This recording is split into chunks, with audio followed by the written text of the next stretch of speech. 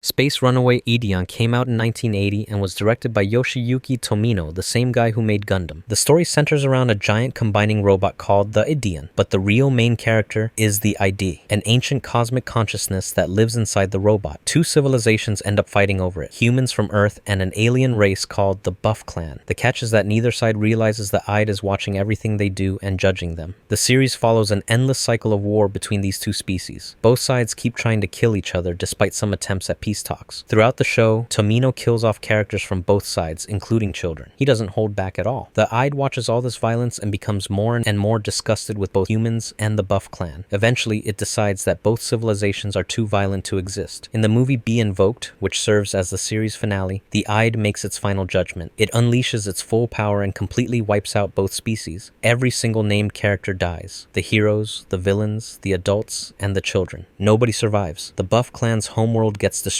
Earth and all the human colonies across space get wiped out too. The scale of destruction is total extinction for two entire civilizations. The final scenes of the movie show the souls of everyone who died, including the children, floating through space together. There's a suggestion that they might be reborn or reincarnated in some form, but the main message is clear. Violence only leads to extinction. The Ide decided that if these two species couldn't stop killing each other, they didn't deserve to exist. Bokurano starts with 15 kids who sign what they think is a contract for a game. A guy named Kokopelli tells them they'll pilot a giant robot called Zerth and fight enemies. It sounds exciting at first, but Kokopelli is actually the final pilot from a previous universe who's dumping this curse onto them. The contract is a trap they can't escape from. The rules of these battles are designed to be as cruel as possible. When it's time for a battle, one kid gets chosen, a mark appears on their hand, and they know they're next. They have 48 hours to get in the cockpit and start fighting, or Earth starts getting destroyed as punishment. Once they're in, their life force gets drained to power the robot. The pilot always dies after the battle ends, whether they win or lose. They're literally the fuel. And if they refuse to fight or lose, their entire universe gets erased. But winning isn't better. Every time the kids win a battle and destroy an enemy robot, they also destroy that parallel Earth with billions of people. The anime shows them watching these universes collapse and disappear after they win. The enemy pilots are also kids from those universes fighting for the same reason, to save their world. There's no villain. It's just an impossible choice where someone has to die. The battles themselves wreck Earth even when they win. Cities get destroyed as collateral damage when Zerth moves or fights. Thousands of people die on their own Earth just from the fighting. The military tries to stop Zerth at first because they don't understand what's happening. The government eventually figures it out but can't do anything to help the kids. Each kid gets their own arc before they die. The first pilot, Waku, dies in the first real battle, and that's when everyone realizes this is actually happening. A girl named Kodama uses her battle to hunt down and kill her former teacher, who took advantage of her younger sister before she died. Another kid named Machi deals with her abusive father and tries to protect her siblings before her turn comes. Kanji learns his dad is involved in corrupt politics and dies with that knowledge. Some kids try to run away, but they can't escape the contract. One pilot tries to just not fight, but the countdown starts and earthquakes begin destroying cities until he gives in. The series makes it clear that every single one of these kids is trapped. They can't save themselves, and they can't save the other universes either. The really dark part is that this has happened before. Their universe has already won 14 battles in previous cycles with different pilots. That means their world already exists because 14 other universes were destroyed. Their universe number 15 in this chain, Saikano, which stands for She, the Ultimate Weapon, starts with Shuji and Chise as awkward high school students in Hokkaido who just started dating. Their relationship is sweet but clumsy. Chise is shy and nervous. Shuji doesn't know how to act around her. Then one day, Shuji sees enemy bombers attack Sapporo. He watches Chise transform into a weapon. Her body sprouts metal wings, cannons, and guns. She flies up and destroys the enemy forces, then collapses. That's when he learns the Japanese military surgically modified his girlfriend into the ultimate weapon. Japan is at war, though the anime never says who the enemy is. The war keeps getting worse throughout the series. More cities get bombed, millions of people die, and every time there's an attack, the military forces Chise to fight. She can't control when she transforms. It just happens. Each time she uses her weapon form, she loses a bit more of her humanity. The changes are physical and mental. Her body becomes harder, more metallic. She starts forgetting things, memories of her childhood, her feelings, even basic human emotions. At one point, she tells Shuji she can't remember what it feels like to be hungry or tired. She's becoming more machine than person. Shuji watches the girl he loves slowly disappear, and there's nothing he can do about it. Their friends die one by one. Akemi, Shuji's friend who loved him, dies in a bombing. Atsushi, another friend, gets killed. The cast gets smaller as as the war spreads worldwide. Other countries join in, cities across the globe start getting destroyed, then the nuclear weapons come out. The military keeps pushing Chise to fight bigger battles. She's sent to destroy entire armies and fleets by herself. Her power keeps growing, but she's barely conscious anymore. She doesn't recognize people. She can't speak properly. In one scene, she tries to hold Shuji's hand, but can't figure out how. Her body doesn't work like a human's anymore. By the end of the series, the Earth is dead. Every major city has been destroyed. Nuclear weapons have been launched. The anime shows empty streets, burning buildings, and corpses everywhere. Chise's final battle essentially turns her into a living apocalypse. Her power goes out of control and wipes out what's left of civilization. The final episode shows Shuji and Chise as the only survivors. They're floating in what looks like a void. It's unclear if it's space, some kind of afterlife, or just inside Chise's mind. Chise can barely hold human form anymore. She's mostly weapon now. Shuji holds what's left of her as they drift through emptiness. Super Dimension Fortress Macross starts with humanity making first contact with the Zentradi, a race of giant alien warriors. The Zentradi were created as proxy soldiers by an ancient civilization called the Proto-Culture and have been fighting for thousands of years. They're giants, about 5 times the size of humans, and they've never experienced things like music, love, or any form of culture. Their entire existence is just war and following orders. The series follows the SDF-1 Macross, a rebuilt alien spacecraft that becomes Earth's main defense. Throughout the show, some Zentradi soldiers defect after being exposed to human culture. They hear Lin Minmei's songs and experience entertainment for the first time. These things completely shock them because they've never known anything except combat. Characters like Commander Britai and his archivist Exodol start questioning their orders, but the Zentradi Supreme Commander Bodolazer sees this cultural contamination as a threat to his entire military force. He decides that humans and any Zentradi exposed to their culture must be completely exterminated. In episode 27,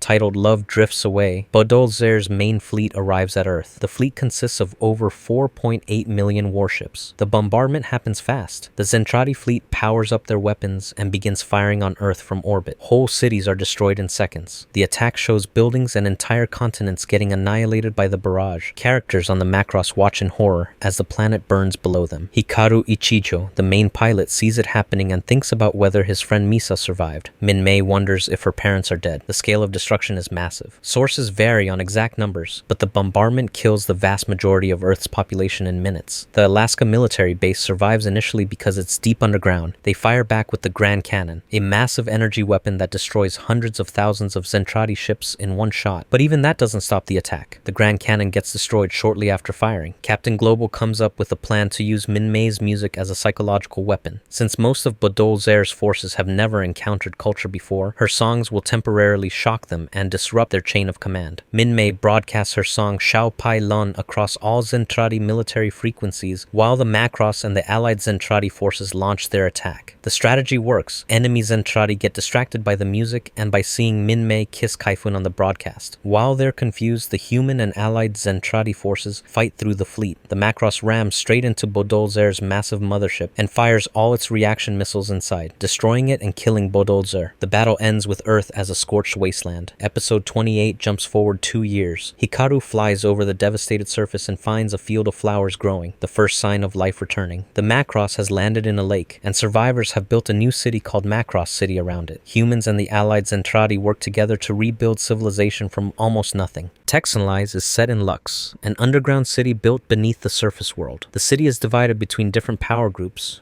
Yakuza gangs called the Organo, a religious cult called the Salvation Union, and the ruling class who live on a higher level. People in Lux can get Texhnolyze, which are cybernetic prosthetic limbs that replace lost body parts. The procedure is painful, and the limbs need constant maintenance, but they're stronger than normal limbs. The main character, Ichise, is a fighter who loses his arm and leg. He gets Texhnolyzed and survives, but he's basically a dead man walking. He has no real purpose. Throughout the series, gang wars break out between the factions. A man named Kano shows up from the surface and starts manipulating events. He wants to force everyone in Lux to get Texhnolyzed as a form of evolution for humanity. The violence keeps escalating. The Organo and Salvation Union go to war. People die in huge numbers. Lux tears itself apart from the inside. Every character Ichise forms any connection with either dies or leaves. The underground city is falling apart and there's no way to stop it. Eventually, some characters manage to reach the surface world. This is supposed to be humanity's hope, the world above where things might be better. But what they find is way worse than the war in Lux. The surface isn't destroyed or ruined, it's just empty. There are still humans up there, but they've completely given up. The surface humans don't reproduce anymore. They don't fight, they barely talk to each other. They just exist, waiting to die. They haven't been attacked or forced into this. They've simply lost all will to continue as a species. They're conscious and aware, but they've collectively decided there's no point in going on. It's not a violent apocalypse. It's humanity peacefully choosing extinction. This revelation destroys any hope the characters had. Lux is dying from war, and the surface is dying from apathy. There's nowhere to go and nothing to fight for. The class, who've been watching over Lux, reveal they already knew about the surface. They were just observing humanity's end in the underground as a kind of experiment. By the final episode, Lux has been destroyed by the gang wars. Almost everyone is dead. Ichise is one of the last people alive, and he's badly injured. He climbs up to the surface and just sits there. The show ends with him alone, slowly dying as the sun sets. There's no explosion, no dramatic final battle, no last-minute hope, just silence. Fate, Grand Order, starts with Chaldea Security Organization, a group that monitors human history for problems. In 2016, they detect something catastrophic. Humanity is going to be completely erased from existence. The cause is singularities appearing at different points throughout history, distorting events and creating alternate timelines. Behind all of this is Gosha, who calls himself the king of demon gods. Goichi is actually the collective consciousness of Solomon's 72 demon gods. King Solomon originally created these demons as a system to help humanity after his death. They were supposed to watch over and guide people. But after Solomon died, the demons merged together inside his corpse and became Goshia. They spent 3,000 years observing humanity through Solomon's clairvoyance ability, which let them see all of human history, past, present, and future. What they saw disgusted them. Goetia watched humanity's endless cycle of suffering, wars, deaths, and misery. They concluded that human existence was fundamentally broken because of death. The fear and certainty of death is what makes humans suffer. So Goetia came up with a plan to fix it, destroy humanity completely, and recreate the entire planet without death existing at all. The plan is called the Human Order Incineration. Goetia created 7 singularities at key points in human history. These distortions allowed them to literally burn humanity across 3,000 years of history. Every person who ever lived becomes fuel. The incineration doesn't just kill people in 2016, it erases humans from every point in time simultaneously. Past, present, and future all burn together. The energy collected from burning 3,000 years of human civilization is enormous. Goetia's ultimate weapon, Ars Almadel Salomonis, appears as a massive ring of light surrounding Earth. It fires hundreds of millions of beams, each one as powerful as the legendary sword Excalibur. These beams travel through time itself, scorching the planet's surface across all eras at once. The heat produced is stated to be beyond anything that exists on Earth, but destroying humanity isn't even the final goal. Goetia plans to use all that collected energy to travel back 4.6 billion years to when Earth was first formed. At that point, they'll absorb the energy and recreate the entire planet from scratch. This new world will have a perfect species that doesn't experience death. Goetia sees themselves as creating a better version of humanity. When the incineration activates, 2016 becomes the endpoint. Nothing exists beyond that year. Human history just stops. Cities vanish. Civilizations disappear. Every human who ever lived across thousands of years gets erased as fuel for Goetia's plan. Only Chaldea survives because they're protected in a special space outside normal time. The protagonists Ritsuka Fujimaru and Mash Kairilight travel through the singularities trying to fix history before Goetia can complete the plan. Every singularity they fix is a piece of human history they save from being burned. If you like this video, turn on the notification bell and subscribe for more.